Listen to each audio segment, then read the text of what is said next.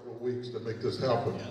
All of us received an invitation in the mail in a purple envelope that was written by my wife and Ann, and basically it said to come in here with the Mayor Tom McNamara and Dr. Jarrett and their team has to say about what they plan to do to increase the employment profiles and the retention profiles with the city of Rockford and also with District 205 schools. None of us have been paid for this event today. We all come because we care about our city, we love our city, and we want everyone to be respected and valued. I want to thank the Education Committee under the leadership of Ann Rundle, who worked with the mayor and Dr. Jarrett to make this happen. It was through their leadership that we looked around this whole region and we wanted all the different nonprofits, churches, and entities to be represented here today. If you don't see your pastor here or your priest, it's not because they were not invited, they chose not to come. All the pastors and all those who came, we say thank you. And at this time, I want to introduce the Honorable Thomas McNamara, the mayor of our city, a dear brother, a dear friend. We're going to ask him to come and share his opening comments, and then he will introduce our superintendent of Rockford Schools, Dr. Aaron Jarrett. Let's welcome our mayor, Honorable Thomas McNamara.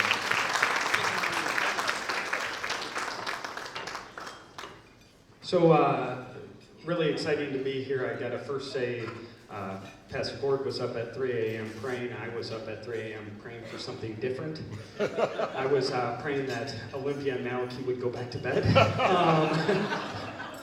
But really, first and foremost, the members of Eliminate Racism, a sincere thank you for really encouraging this dialogue. And I gotta say, one thing that is really made me pretty proud walking in, I was thinking about, we're at a stage that we want and can have this really important dialogue. And I think it's due time that we start talking more openly and having discussions about race, inequality, and equity in our community. And I think obviously employment plays a big role in it.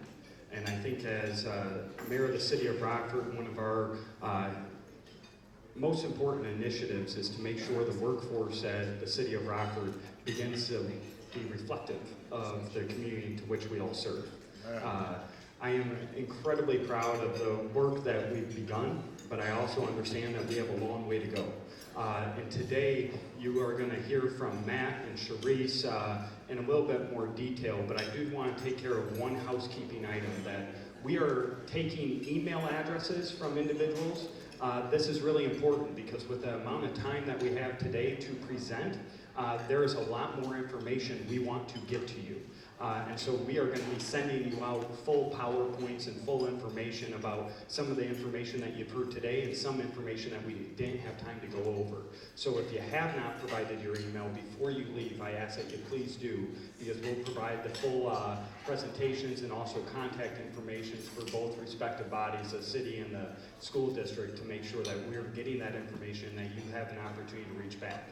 So I would just ask that we come to this, I think as many of us have, with an open mind, that we know that we need to improve what we're doing both at the school district and the city of Rockford. And I want you to know we are very open to these suggestions. So again, a sincere thank you to Pastor Board, Marilyn Board, Dick and Ann Rundle, and the entire Eliminate Racism team for the work that they've done to get us to this point to have this dialogue. And so with that, I'll introduce Superintendent Dr. Aaron Jarrett.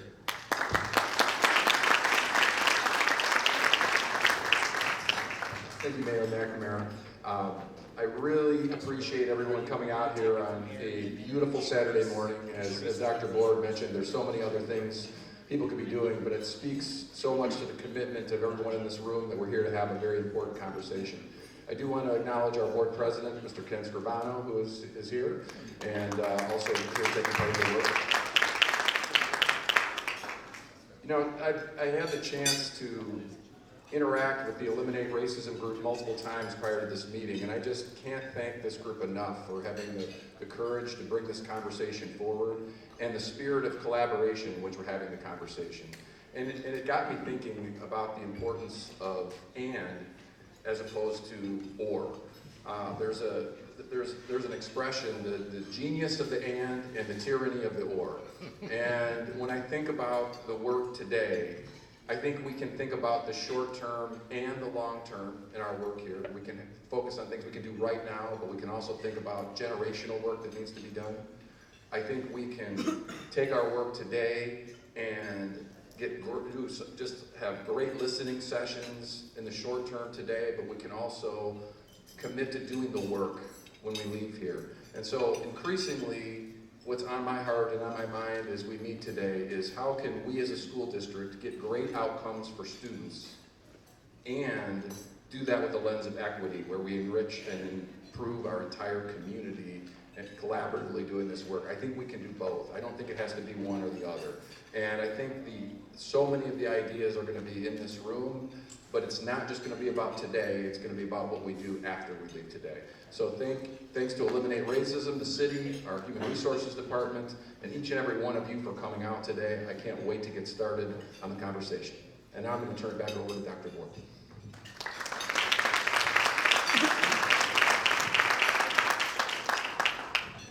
Thank you, Dr. Jarrett. The next person that you'll hear from heads up the Human Resources Department for the city of Rockford. Her name is Sharice Hunter.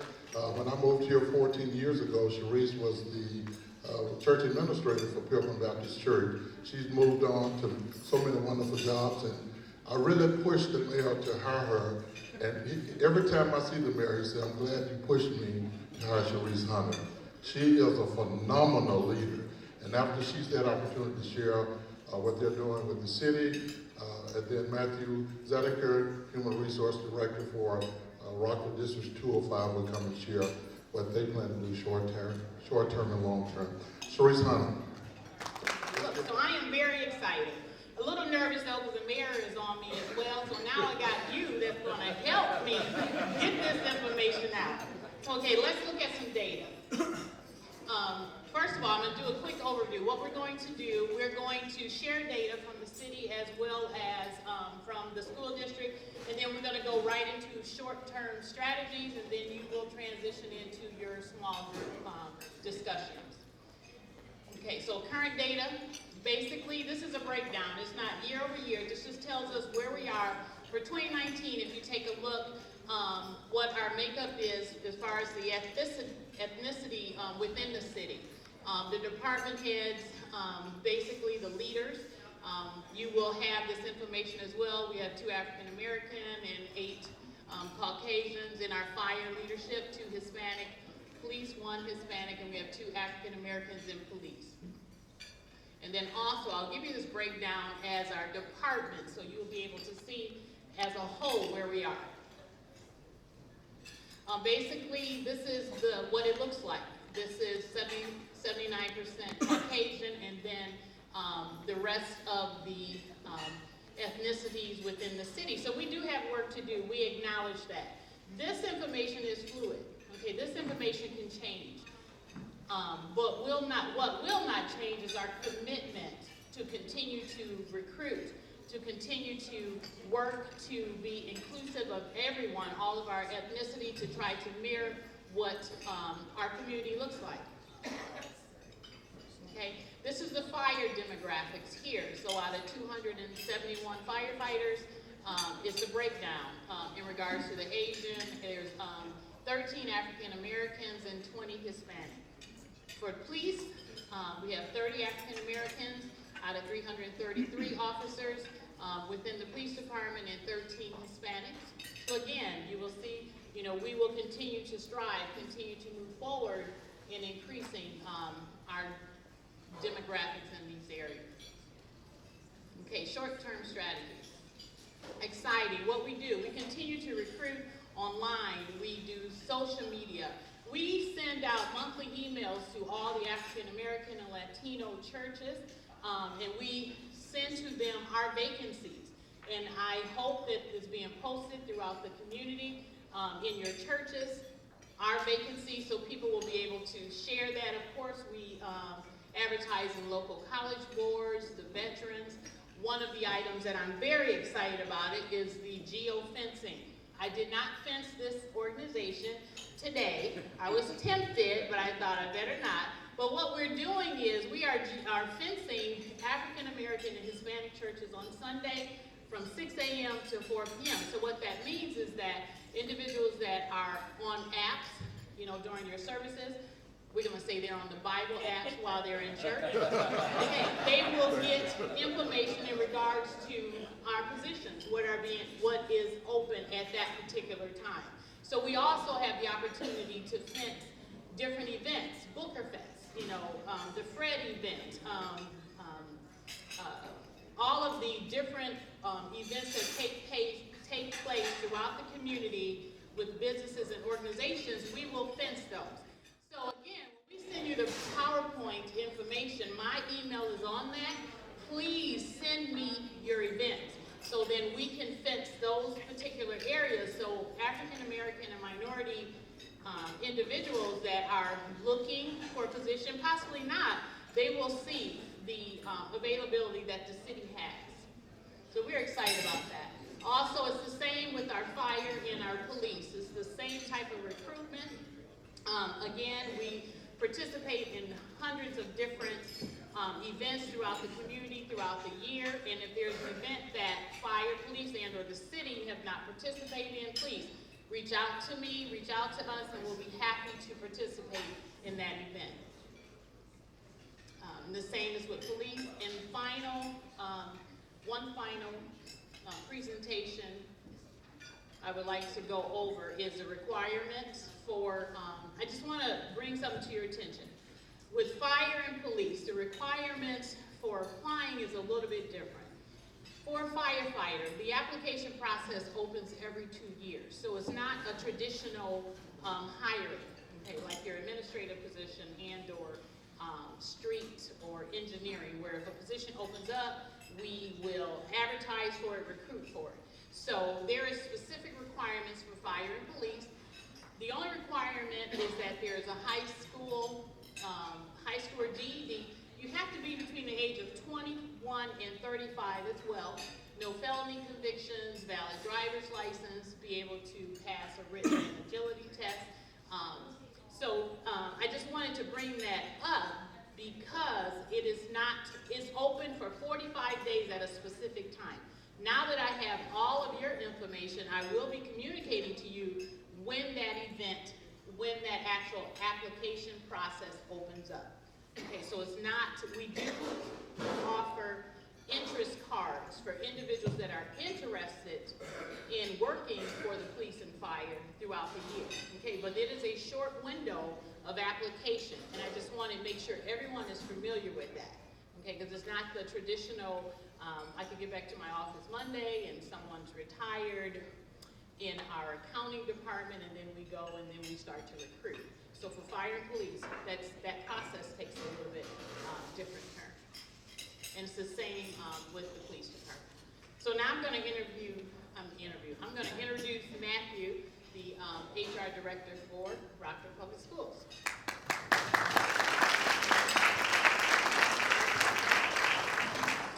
Thank you, Sharice. While we're switching presentations, just want to take the opportunity to thank everybody for coming. Again, I think it's been reiterated on more than one occasion, the collaborative nature of the work and how much work this took to put on. And I think it's just the start, and it's indicative of everybody's commitment as we leave here to continue the work. Okay, so, and I'm just going to give just a quick review of some of our current data and some of the things that we are doing currently in the short term to try to address some of the deficiencies that we have. We will be passing out our data to the tables during the discussion, so I know that between Sharice and my presentation, it's a little harder to see in the back some of those percentages. So every table will have those percentages as we are discussing, and it'll help elicit some of that conversation. So we'll start with current data for the school district. So this first slide represents all of our building administrators plus any central office administrators that have the title of director and above. You can see it is predominantly Caucasian at 84%. We do have 12.6% African American in that group, with 1% Latino. These are now other central office employees, administrators that are below the director level. We see a little bit of an increase with our African American population at 17.8%, and then we have 5% that identify are 2 or more races within this group. But again, predominantly Caucasian at 70.3%. Here is the breakdown of teachers, our REA, so our Rockford Education Association. Now within the Rockford Education Association, obviously there are classroom teachers, but then there are instructional coaches, our school nurses, school psychologists. So there's many positions that are included within this data. But you can see that we follow the national trend. National trend says that most school districts, large school districts, are over 80% Caucasian. And we do follow that and actually exceed that a little bit. We're currently at 4% African American and just over 3% Latino, with another 4% identifying as 2 or more races. So as you can see from these 3 areas, which 2 out of the 3 require specific certification from the state, we have a lot of work to do, and that's why we're here. And so that data is painting a pretty good picture for us. So we've discussed about really making this a priority. The board has been very vocal on the importance of trying to do some different things. How can we do things differently to get some different results? And we are looking at how are people coming to us, and are they applying? Are they interested in the school district? And so we do have a software where we can pull reports on who applies for our teaching positions. Now this is broken down by race, and I will just preface this by, when you apply for a job at the Rockford Public Schools, it is not required that you identify which race. And so you will see on the data at your table that we do have a did not respond and chose not to respond. So that was 21% of our applicants didn't give us any of that information. And so the only information we can get from that software is if they voluntarily divulge that information. And so you can see for all of last year, we pulled it from July 1 of 2018 through June 30th of 2019. 59% of the applicants were white, 8% were African American, and another 8% were Hispanic. And so we are going to monitor this, and I will be introducing our Director of Diversity Recruitment here shortly. But these are things that she and I will be monitoring and looking at strategies as we gauge who's applying and figuring out why certain people aren't or are applying. Another piece to the kind of the tracking mechanism for us in terms of strategies and looking at what we call lead indicators to see what kind of results we get is this idea of a recruitment funnel. We need to know where the gaps are when we reach out to folks. One of our long-term strategies that you'll hear about in a little while is making sure that we're creating relationships with college students at a younger age. So instead of meeting them for the first time as a student teacher, we want them to come to our school district as clinical students. And so that's in their sophomore year of college. And so we're going to track what those numbers look like. We really think that if we can get them into our district, create relationships, they're going to want to stay. And so we're going to create and track how many of those students get to our district. And so you can see last year we had 342 clinical students that were placed in all of our buildings throughout the year. The next piece of that funnel is then how many student teachers are we having each year? Again, they're young students. We think if we can get them into our system, teachers create relationships, building administrators, and us as central office, we might be able to keep and hire them. But between that and then the job fairs that we go to in terms of colleges and universities, we saw 202 students. This is dramatically lower this year than it has been in the past. Most of our recruiting events, and Ms. Bell will be able to talk about that a little bit, we saw a reduced number of resumes for every single college we went to. That's indicative of what the stats are nationwide in terms of the number of folks going into education. And so we're really seeing that hit us hard in other districts as well. But from there, then we track. Out of those folks that we actually talk to, we get resumes for, I'm too close to the speaker, and actually student teachers in our organization. How many of them actually went in and applied for a job? And you can see here, there's a gap. If we have 202 folks that we've had the opportunity to talk to, and only 80 have actually applied to our organization, we have to figure out why. And so some of these strategies are really going to help us figure out where our greatest area of needs are, and where the gap in the process is, and where we can devote a lot of our time and energy and resources. So with this, I would like to turn it over to La Natasha Bell. She is the district's new Director of Diversity Recruitment, and she's going to take you through some current strategies.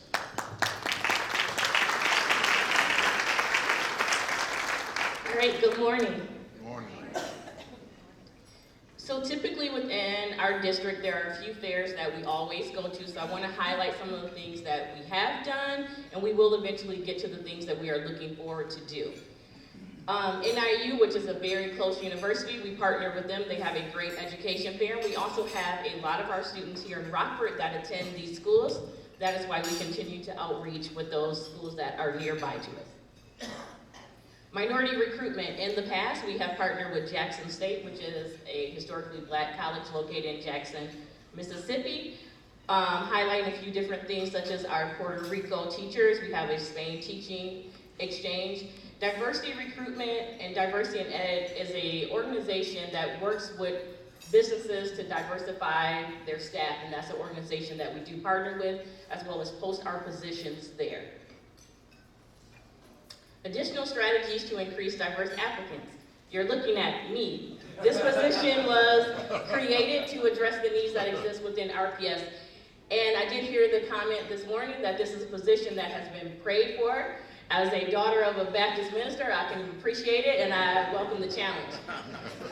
This year, we will be attending the National Association of Black School Educators Conference, something that we've done in the past. We will also attend the National Bilingual Conference. The most important thing of why we're here is the community engagement piece. How do we work within the community to tap into some of that talent that already exists within our community to bring them into our school district? Here are a few more highlights of recruiting events such as University of Louisville, Illinois, Chicago, Chicago Bilingual Latino and Minorities Teachers, partnering with the Booker T. Washington Center Fair. That is a place that my grandfather used to spend the majority of his time at, so he'll be very proud that I will be working alongside the Washington Center. Now we'll turn it back over to Mr. Zedeker.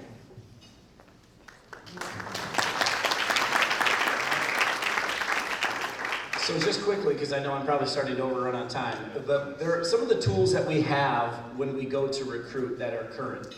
We have revamped and rebuilt our mentoring program, so when we can go out and recruit brand new teachers, they know that they're going to have some support. And it's not just support of, here's the copy machine, here's where you find paper, but it's teaching strategies. It's how do you set up your classroom? How do you handle students? What's the best way to engage parents? And so we've really done a lot to revamp our mentoring program, and we think that's a huge selling point when we're out to recruit. We also offer, and I will talk about our Rockford University pathway in our long-term strategy section, but currently right now we offer a master's degree in urban education for 20 teachers a year that's fully paid for. So it is a free master's for our teachers within strategies to work in an urban school district, and we think this is something else that we highlight when we go to recruit. And then the one thing that we really think we have going for us is there are multiple opportunities for teachers when you get to our organization.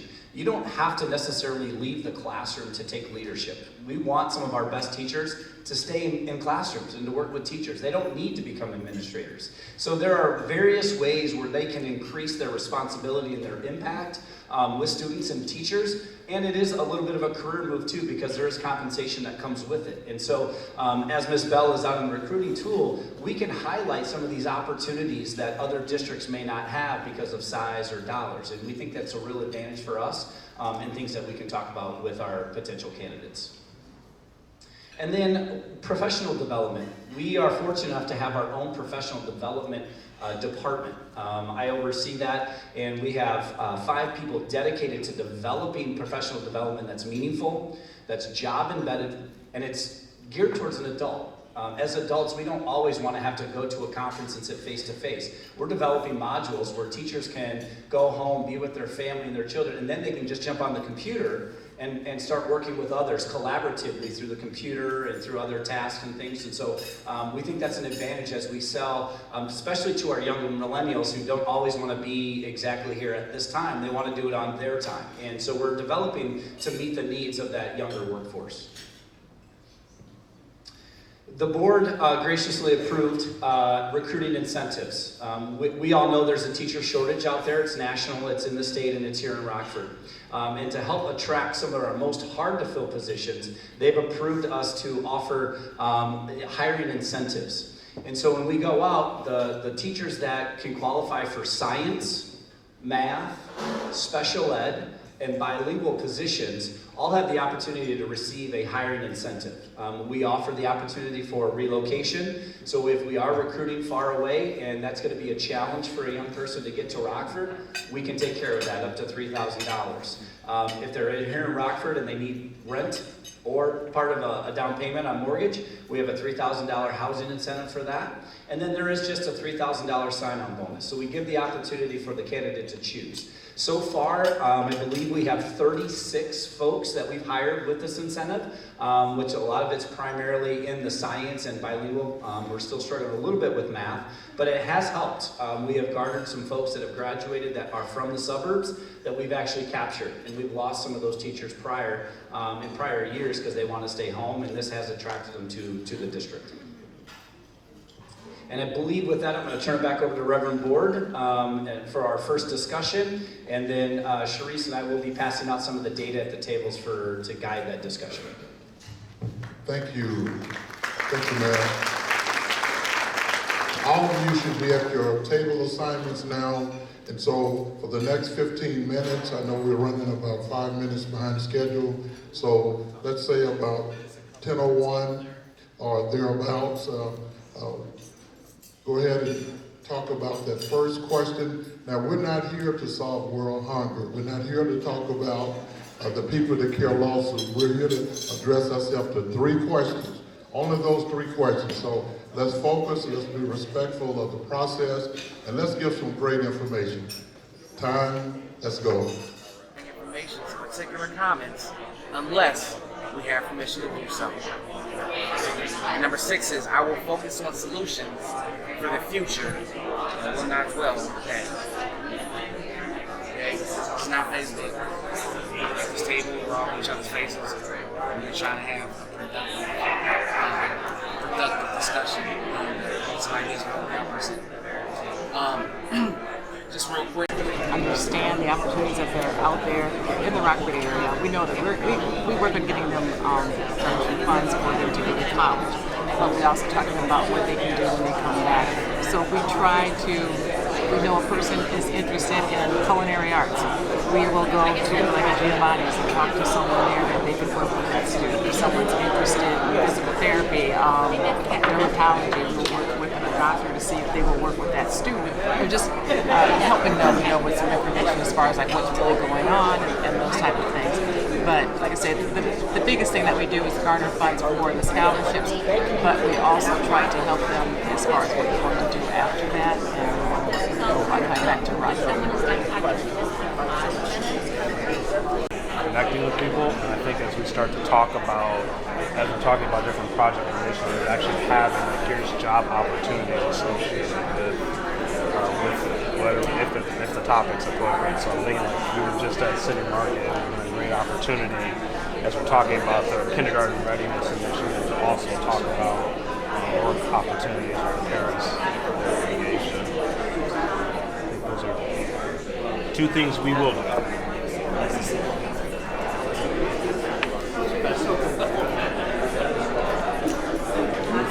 We're going around in a circle. You know I know who he is. Does everybody know who he is? I apologize. So I'm David Sidney, and I serve as the Executive Director of Transform Rockford. So you could introduce yourself also. Social media is always a good starting point for getting the word out about jobs. arts. So we do let people know when we know about positions. We let people know through our social media. So that's something that we could do whenever we know about it. So I think it's opening up some communication perhaps between the Arts Council of the district so that we do know that those opportunities are available. I don't know if anything, I can't think of anything else right now. So, communicate. Oh. Yeah.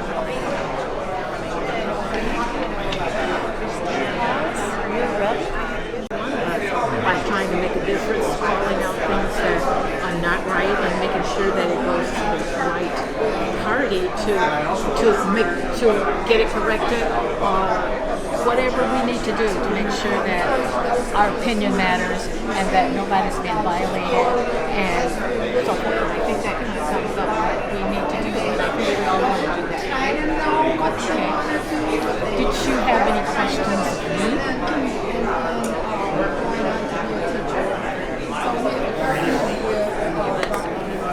Alright, so we have got Rebecca is she didn't say what she did.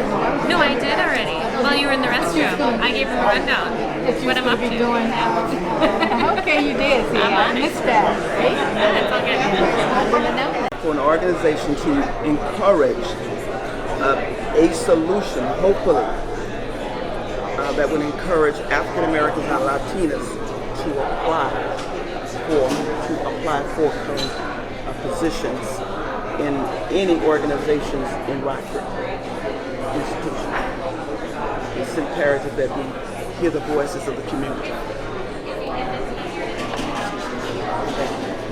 If I heard the question correctly, it said, what could my suggestion do to help Black and minorities apply? I think Will answered it. We've been applying for a long time. It has to be an outcome. And once people see that there's an outcome to the application, then there'll be more people motivated to apply. But if historically, and I know we are not dwelling in the past, my uncle, my cousin, my brother, my sister have applied and have not received an outcome. This has been the reality according to the data. Then the suggestion is we're asking the same people responsible for the problem to solve it. And that reality will change the moment, as Mr. Will said, the outcomes change. That'll be the motivation. One of the exciting things that I want to talk about is that our partnership with Rockford Public Schools, currently they have an EMR certification right now, but in the year 2020-2021, they're going to move to an EMT certification. So students that are graduating, they can graduate with this certification that would help them to be even more employable, which is exciting. So the public schools is working with us to introduce these careers to the youth. And this is where we need your help too, to encourage them about the careers of fire and police. It's a wonderful opportunity. And as I stated earlier, the requirement is a high school and or GED. We do not require in our department in the firefighter, paramedic and or EMT training as a prereq. Some fire departments do. We will give that to them. We will help them to become certified. So that is an incentive that we offer.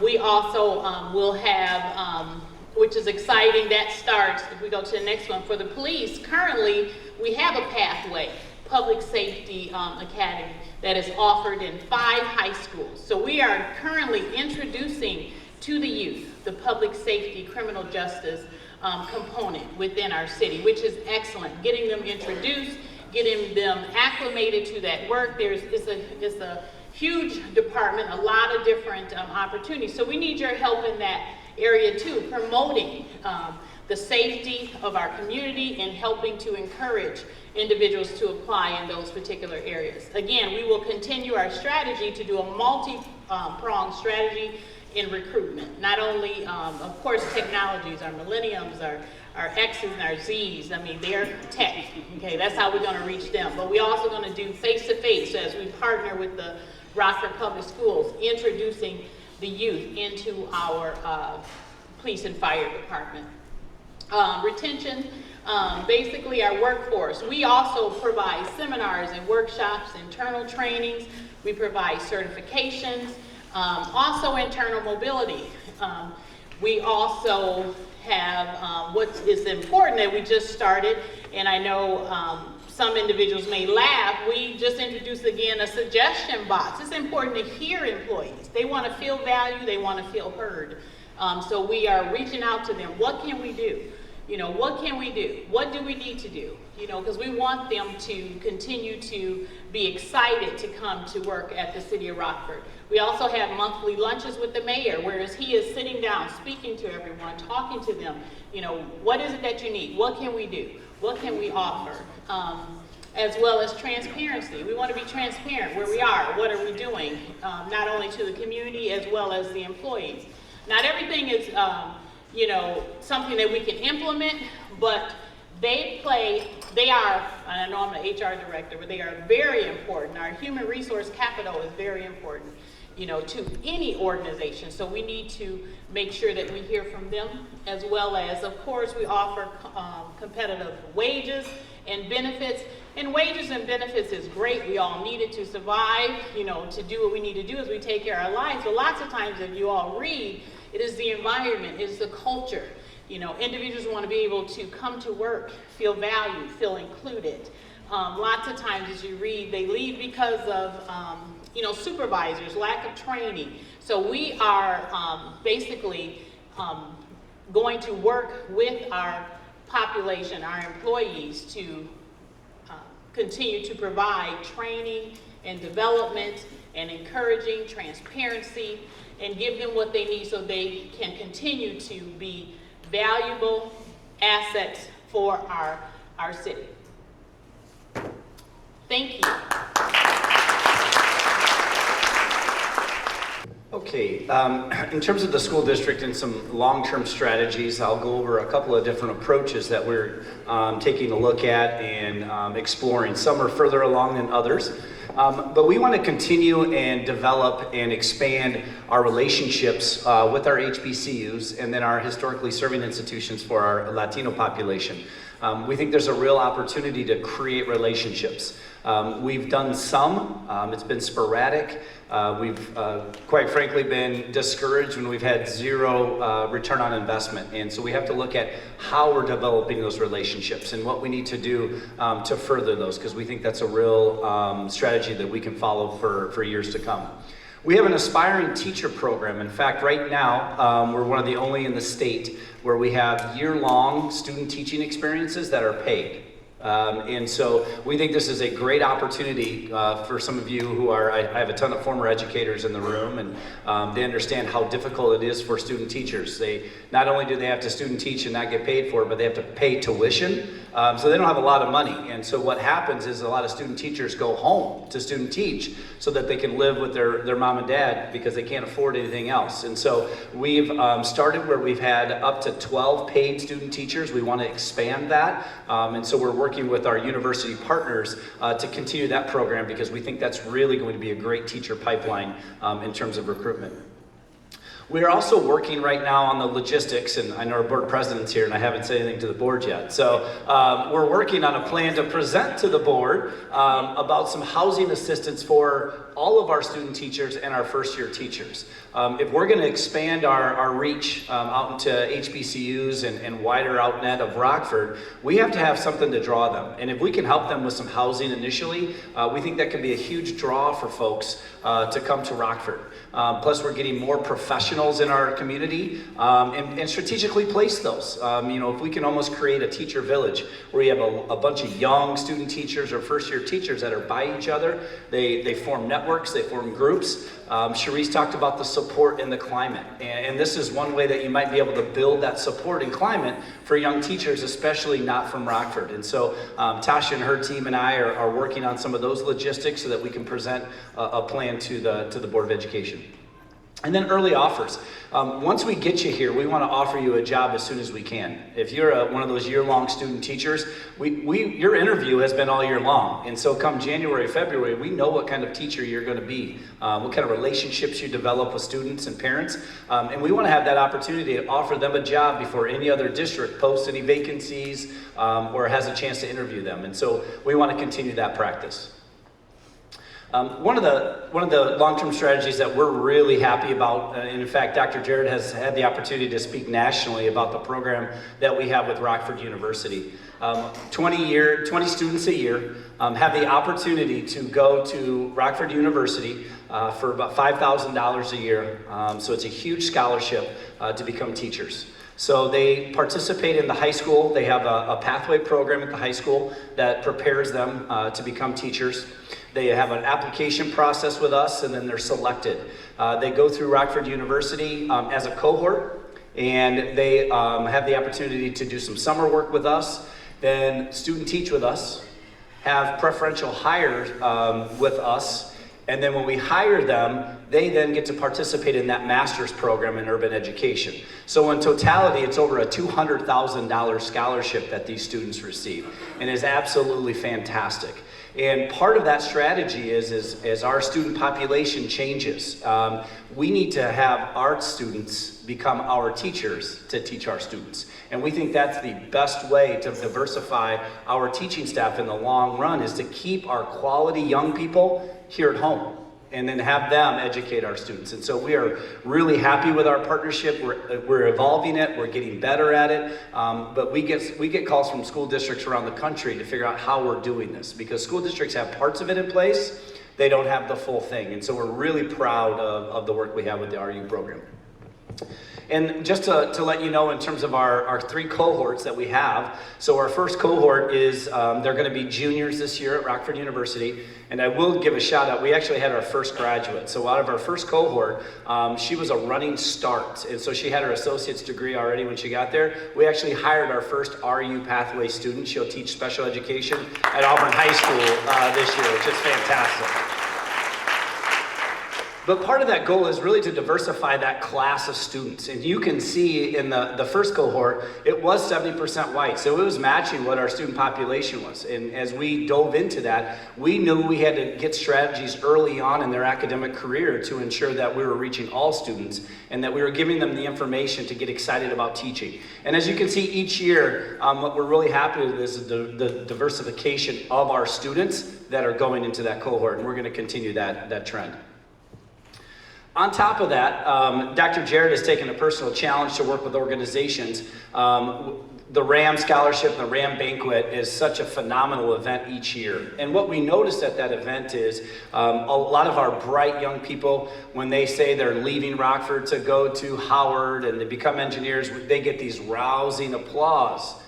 We don't see teachers walking across there. We don't get that rousing applause for somebody who wants to stay home and they want to become a teacher. And what we want to do is change that. And so Dr. Jared has taken a personal challenge to work to raise money to offer 1 full scholarship for a RAM recipient to go into the RU pathway so that they'll go for free. So I think that's fantastic.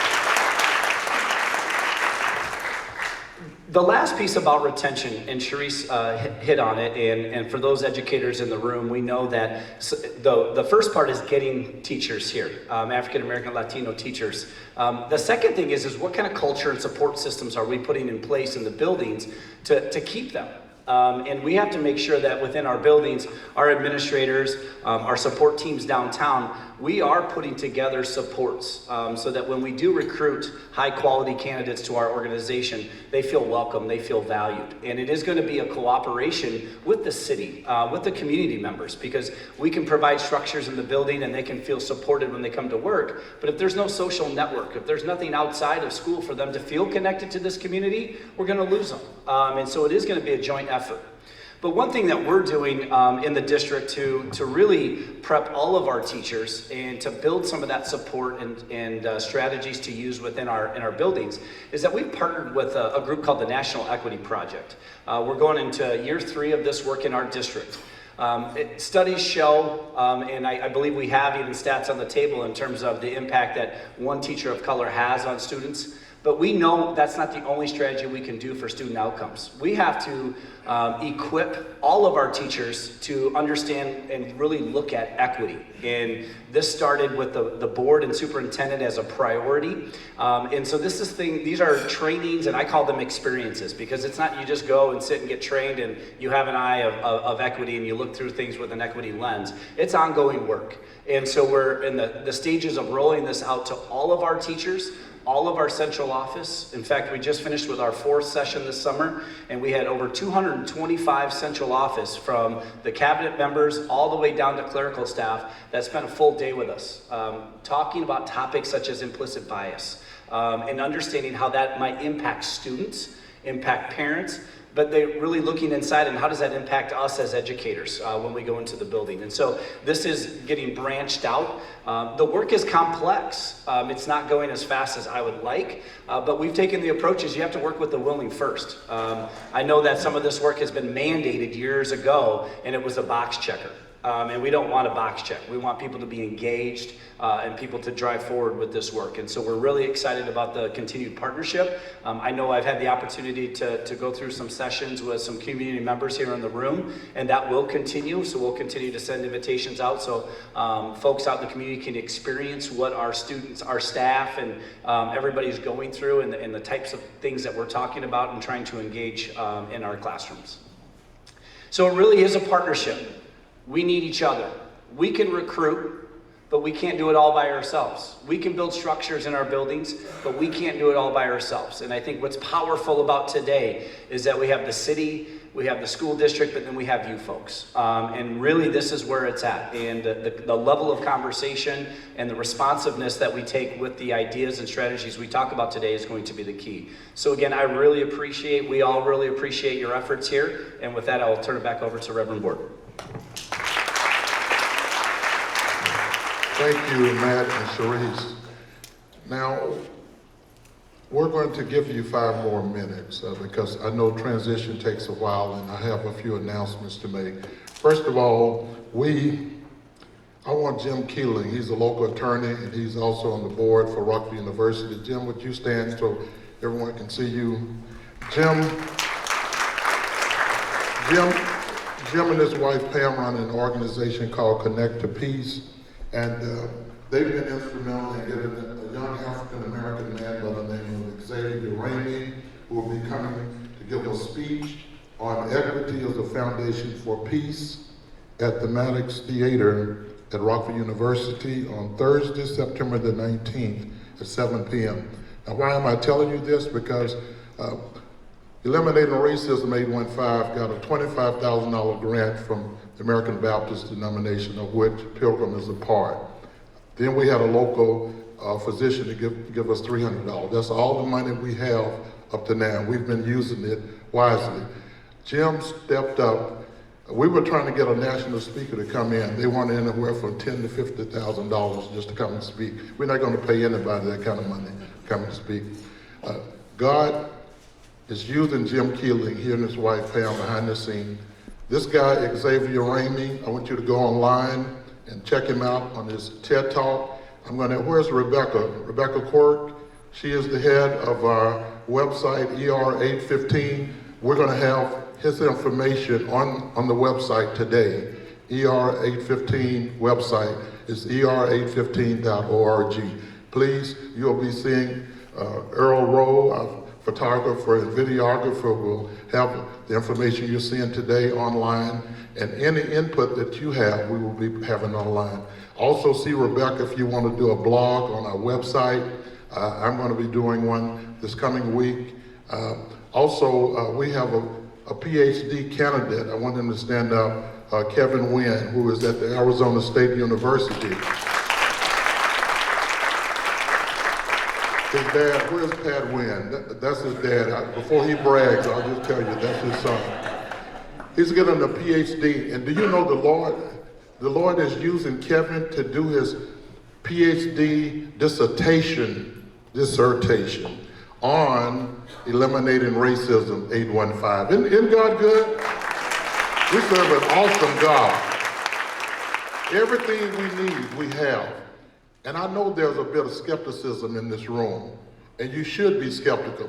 One of the most hurtful things I've felt since I've been here is the members of Pilgrim don't even want to be involved in this process. We have a few here today, but in Bible study this past Wednesday, the noon Bible study, one of our members said, we're not coming to that. We've done this over and over again. We've never done what we're doing this morning. We've never had the city of Rockford, the Rockford School District, and eliminating racism and all the different entities, black, white, Hispanic, Muslim, from all walks of Rockford coming together to address inequities in race and employment. So we've never done this before. Give yourselves a round of applause. And go ahead and deal with questions 2 and 3 in just a minute. Before you go to questions 2 and 3, you have an evaluation. Everyone has an evaluation sheet at your table.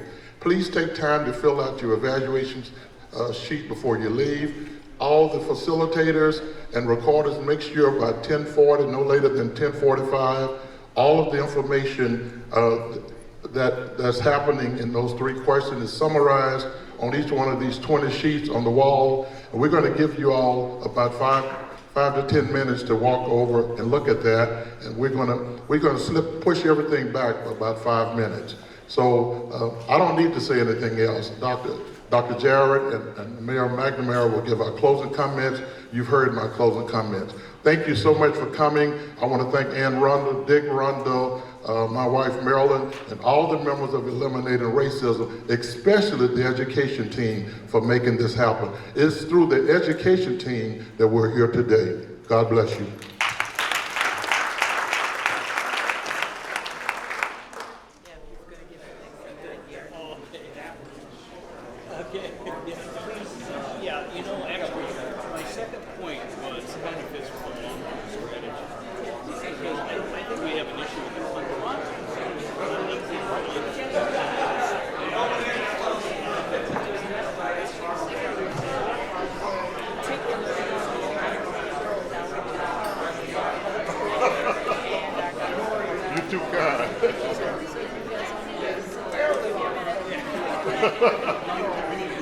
Yeah, we need to be listening.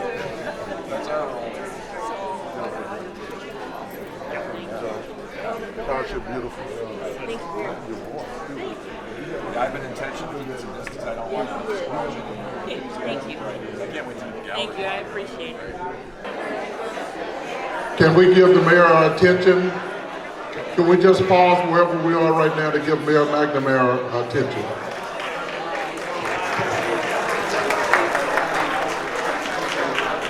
So, again, I just want to say thank you for everyone taking the time to be here today.